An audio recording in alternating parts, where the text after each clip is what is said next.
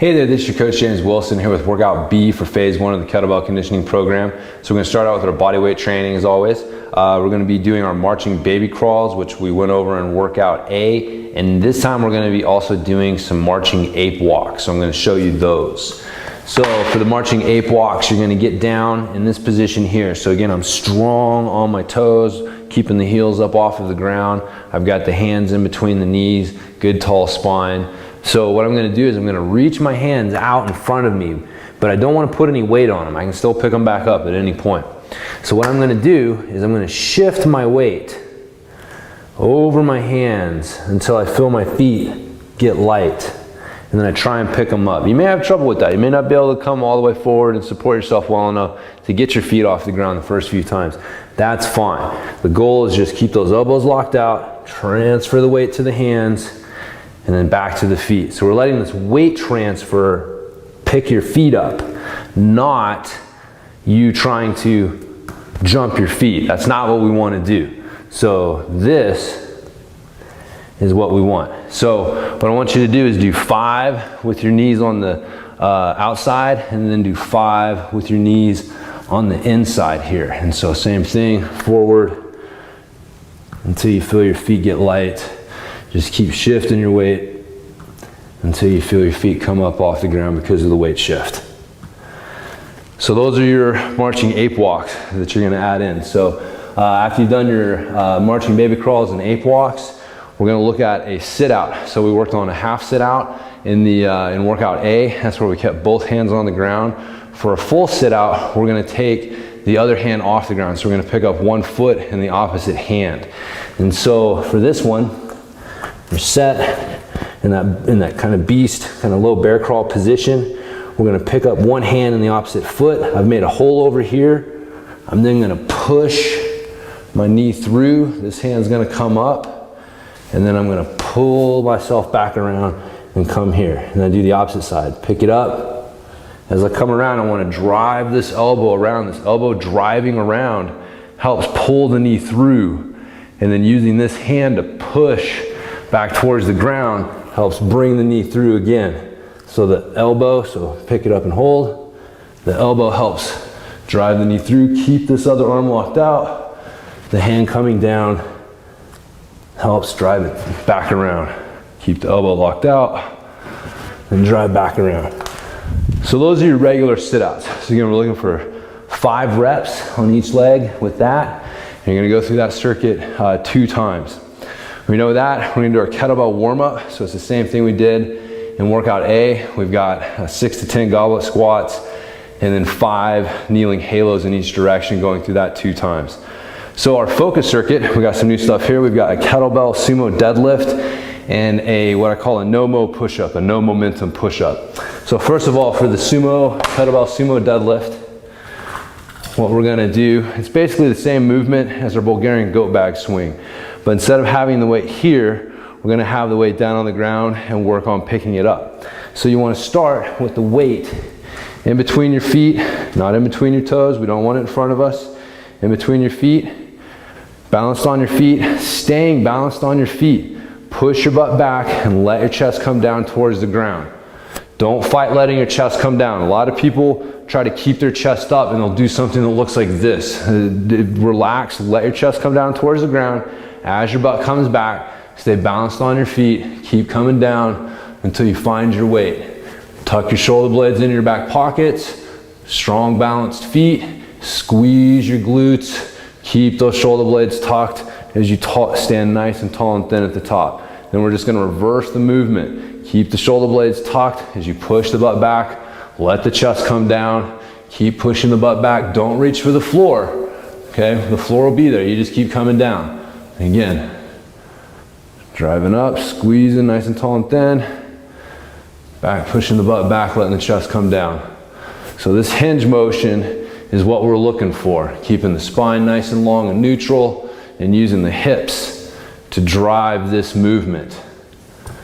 So as you come down, you may find your shoulders disengaging a little bit, and you'll end up with the weight in front of you. If that happens, that's fine. Fix the weight, fix your shoulders, then do your next rep. Don't do your next rep with the weight in front of you. So you need to take a second after the weight hits the ground and then check and see where it's at. And if it's in a good position, you know, look back up, do your next rep, but really make sure you've got that weight in a good position. If it's too far out in front of you, you can really start to put some stress on the low back, and that's not what we want. So that's your kettlebell sumo deadlift. We're looking for 8 to 10 reps with that. And then finally, our no-mo push-ups are just like our regular push-ups, which we're doing as part of the cardio flow drill in workout A. But what we're gonna do is we're gonna come down, we're gonna take our hands off the ground, put them out to the side so we kill all momentum, bring them back in, and then drive ourselves back up to the top. Down, arms out, back in, back up. Down, out, in, back up. So that is your no-mo push-up. So we're going through that circuit 3 times. You're looking for 8 to 10 reps on your sumo deadlift. You're looking for 6 to 10 reps on your no-mo push-up. And again, when you're gone through that 3 times, we'll move on to the secondary circuit. So the first one exercise is a dead stop bent row. And what this means is we're gonna let the weight come back down to the ground each rep. So we're gonna get set, it's real similar to what we're doing our sumo deadlift, right? So the weight's in a similar position between the feet. This time we have the handle facing this way instead of this way, because what we're gonna do is we're gonna come down and we're gonna use one hand to grab the weight. Now I wanna try to not use this hand over here to brace myself. If you need to maintain good position, then that's fine. But just know that our goal is to be able to do this without this hand over here bracing us. So what you're gonna do from here is you're gonna drive your elbow to the ceiling behind you. Bring your elbow up into the armpit and hold 2, 3, bring it back down all the way down to the ground. Check your position, bring it up, hold 2, 3, bring it down, check your position, bring it up, hold 2, 3, and down. So make sure you're getting that dead stop between each rep, checking your position, making sure you've got a good strong position before you move into the next rep. And make sure you're holding at that top as well. And it's really important to make sure that we're locking in and getting the strength in that upper back that we're looking for. All right, so the next exercise is our half get up, which again we did in workout A. So you've got that one down. We're looking for 3 to 5 reps on that one. And then finally, your third exercise in this circuit is a single arm farmer's walk. And for this one, you're just going to pick your weight up, you're gonna hold it on the side here, and we're gonna take a walk. Now what I'm looking for here is my shoulder stays tucked back and down. I want my shoulder blade tucked into my back pocket. I want my elbow locked out. So think about my elbow pit, this part right here, staying pointed forward. As this starts to turn in and my elbow bends, that's no good. So maintain your posture. And I usually just walk a figure 8, depending upon how much space you have. Maybe you have to walk a tight little circle, but if you have enough space, you can walk a figure 8 with these. And you're just looking to get 50 paces in. Nice and easy. We're not in a big hurry here. So what you're looking for is to maintain this position. If you get to where you can't maintain your shoulder staying down and back, you're bending the elbow, you know, things are just breaking down, go ahead and call it. Doesn't matter if you've got your 50 paces yet, and it doesn't matter if your grip can still go. Like your grip will become the weak link, but your posture and upper back strength is going to be the weak link at first. So make sure you're really focusing on that. So when you're done with that, you're going to go through that circuit 2 times, and that'll do it for the secondary circuit.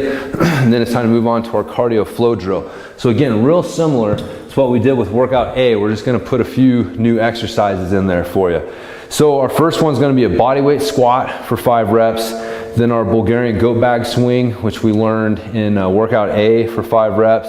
Push-ups, and then finally we're going to do our marches. So for the bodyweight squat, you want your feet set shoulder width apart, and it's basically our goblet squat, but just without the weight. So you can even hold your hands in the same place and come down, look for your elbows to touch the same place, come back up, coming down, come back up. So if you need to help with your balance, you know, if you need to put your arms out in front of you, that's fine, but just know that keeping your arms in tight is just a way to make it a little bit harder.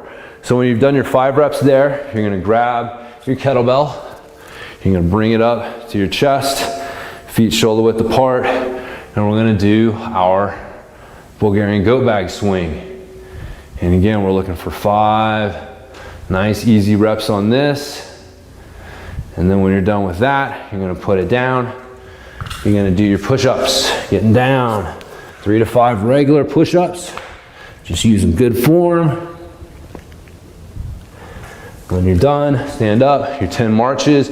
Again, say each time your right foot hits the ground, that's 1. So 1, 2, 3. Make sure you got the opposite hands and feet going. So after you've done your 10 reps with that, you go back to the beginning. 5 bodyweight squats, 5 Bulgarian goat bag swings, 3 to 5 push-ups, 10 marches. And again, just like with workout A, we're starting with 8 rounds of that. You're gonna build up to 10, adding 1 round each week. And then finally in week 4, you can stick with 10, or you can back down to 8 and give yourself a little bit of a recovery week before starting the next phase. So that's gonna do it for workout B, which is gonna do it for this phase of the kettlebell conditioning program. Hope you're enjoying it so far, and I'll talk to you in the next phase.